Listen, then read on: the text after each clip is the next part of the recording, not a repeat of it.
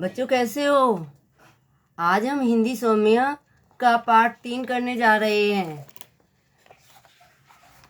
पाठ 3 मूर्खता।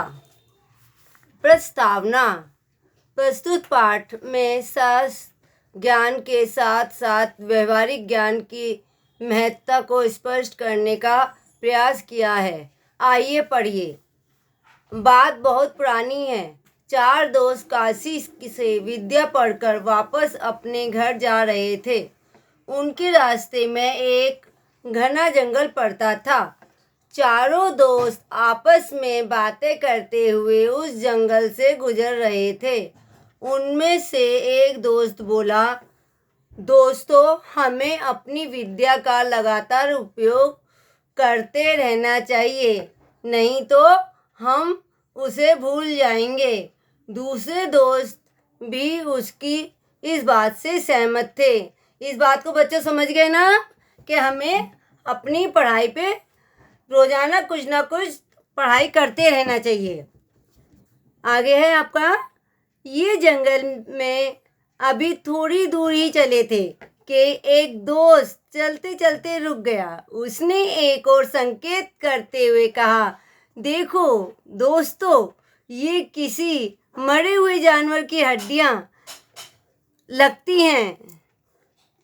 क्यों ना हम इसके ऊपर अपनी विद्या का प्रयोग करें।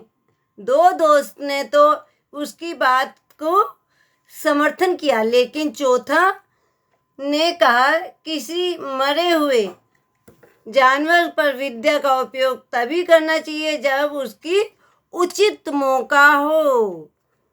बच्चे समझ गए ना, हमें विद्या का सही उपयोग करना चाहिए। उसकी बात को सुनकर एक दोस्त ने कहा, ठीक है, यदि तुम्हें हमारा साथ नहीं देना है तो मत दो, लेकिन हम इस जानवर को अवश्य जिंदा करेंगे। वह फिर बोला, अभी मैं इसकी हड्डियों को जोड़कर इसका ढांचा तैयार करता हूँ। दूसरे ने कहा, मैं इस पर मांस व खाल चढ़ाने की तैयारी करता हूँ। तीसरे ने कहा, अंत में मैं इसमें प्राण फूंक दूंगा। जब पहले 2 दोस्त अपने कार्य कर चुके थे तो तीसरा उसमें प्राण फूंकने के लिए तैयार हुआ। उसे प्राण फूंकते देख चौथा जो दोस्त ने उसे रोका और कहा, दोस्त, इसे जीवित मत करो, मतलब इसे जिंदा मत करो। यह प्राणी कोई अन्य नहीं, एक हिंसक प्रवृत्ति का शेर है। मतलब उसने पहचान लिया इस ढांचे को कि ये शेर का ढांचा है। यदि तुमने इसे जीवित कर दिया तो यह हमें मार कर खा जाएगा। यह सुनकर तीनों क्रोधित होकर बोले, तुम स्वयं तो कुछ कर नहीं रहे हो।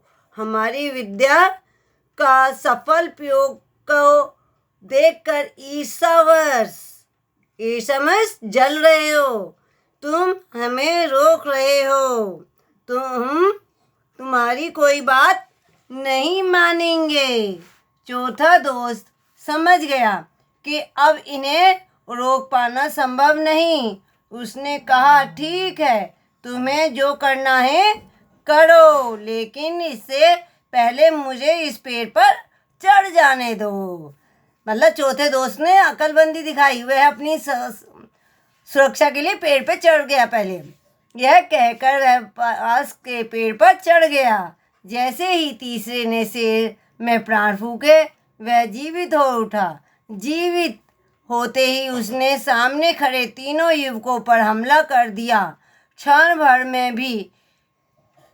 भर में ही उसने तीनों को मार डाला और अपना पेट भरने के बाद जंगल में चला गया। शेर के चले जाने के बाद पेड़ पर बैठा युवक नीचे उतरा। वह उदास मन से घर की तरफ चला दिया। उसे अपने दोस्त की मृत्यु का बहुत अफसोस था। उसके दोस्तों को अपनी नासमझी और हठधर्मी, ना समझी मतलब समझ से काम नहीं लेना, और हठधर्मी जिद्दी होना के कारण अपना जीवन खोना पड़ा। बच्चों, ये मूर्खता की कहानी थी। 3 जनों को ज्ञान था, बुद्धिमान थे, लेकिन उन्होंने उसका सही उपयोग नहीं किया। अभी हमारी कहानी की जो पाठ है ये समाप्त होता है। अब आपको इसके पहले जो ये निशान लगाए हैं कठिन शब्द, हमने इनको लिखना है। पहले पाठ का नाम, पाठ नंबर, पाठ का नाम, और फिर कठिन शब्द, और फिर शब्द अर्थ लिखने हैं। और फिर इसका जो बुक वर्क भेजेंगे वो इसमें आपको करना है। मैं आपको पार्ट 2 का और पार्ट 3 का बुक वर्क भेज दूंगी। धन्यवाद।